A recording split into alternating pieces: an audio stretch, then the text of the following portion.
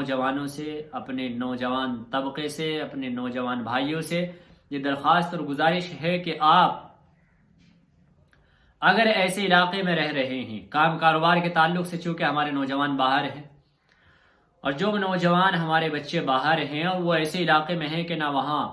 آپ کو تراویح کی سہولت ہے، نہ آپ وہاں قرآن کی تلاوت کر سکتے ہیں، نہ آپ وہاں نماز کی پابندی کر سکتے ہیں، نہ آپ وہاں رمضان کے روزے کی پابندی کر سکتے ہیں، نہ آپ وہاں نماز کی پابندی کر سکتے ہیں، سحری نہیں مل سکتی، افطار نہیں مل سکتا، گویا کہ وہاں علاقے میں آس پاس مسجد بھی نہیں ہے، آپ کو اعلانات کی سنائی بھی نہیں آئے گی۔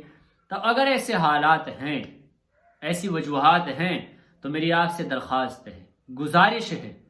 کہ آپ وہ علاقہ چینج کر دیجئے،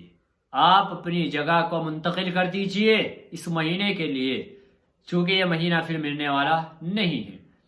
برکت آپ جانتے ہیں، فضیلت اس کی آپ جانتے ہیں الحمدللہ، اور اس کی خوبیاں کیا ہے وہ بھی آپ جانتے ہیں، اور یہ ملے نہ ملے یہ بھی آپ جانتے ہیں، کیونکہ کوئی بھی بھروسہ نہیں ہے کہ کل ہمیں نصیب ہو یا نہ ہو، شام ہمیں نصیب ہو یا نہ ہو، کل نفس ذائقۃ الموت، ہر نفس کو موت کا ذائقہ چکھنا ہے۔ تو آپ سے درخواست ہے کہ رمضان ملے نہ ملے، کام تو 11 مہینے الحمدللہ آپ کرتے آ رہے ہیں پچھلے 11 مہینے سے، اور کرتے رہیں گے۔ اگر سہولیات یہ نہیں ہیں، رمضان کی اگر وہاں قدردانی نہیں ہو رہی ہے، رمضان کی فضیلت اگر وہاں میسر نہیں ہو رہی ہے،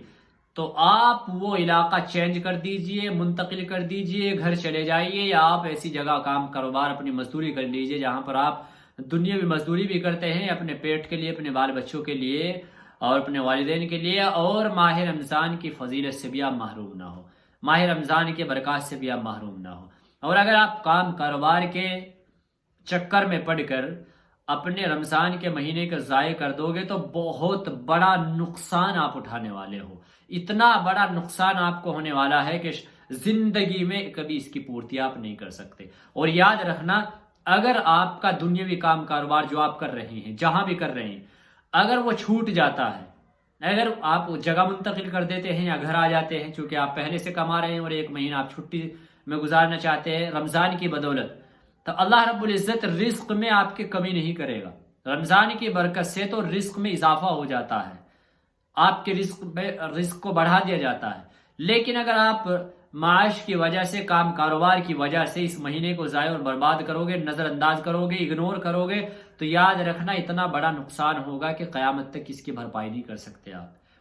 اگر آج سے 1 روزہ چھوٹ رہا ہے تو قیامت تک اگر روزہ رکھتے رہو گے تو آپ 1 روزے کا بدل نہیں اتار سکتے۔ کہاں سے لاؤ گے تراویح؟ کہاں سے لاؤ گے وہ قرآن کی تلاوت؟ اور اگر آپ یہ سمجھتے ہیں کہ ہم تو کام ختم ہونے کے بعد جا کر کے کر لیں گے، تو پھر کہاں سے لاؤ گے وہ 70 کا بدلہ؟ وہ 1 کے جو 70 مل رہے ہیں وہ تو رمضان کے علاوہ نہیں مل پائیں گے۔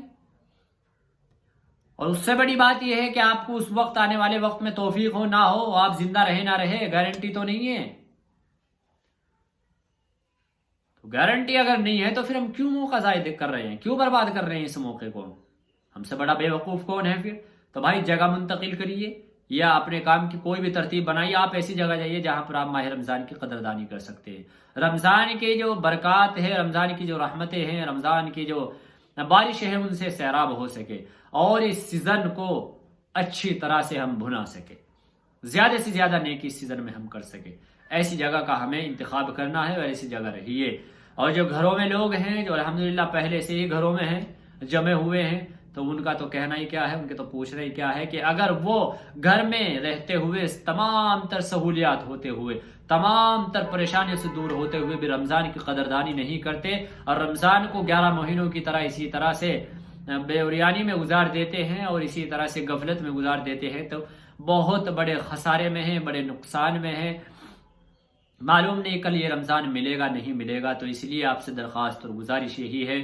کہ آپ باقاعدہ رمضان کی تیاری کریں اور رمضان کی قدردانی کریں۔ اللہ رب العزت مجھے بھی اور آپ کو بھی اس مہینے کی قدردانی کی توفیق عطا فرمائے۔ اللہ تعالی ہمارے اس مہینے کی برکت سے تمام تر پچھلے گناہوں کو معاف فرمائے۔ وما علینا الا البلاغ۔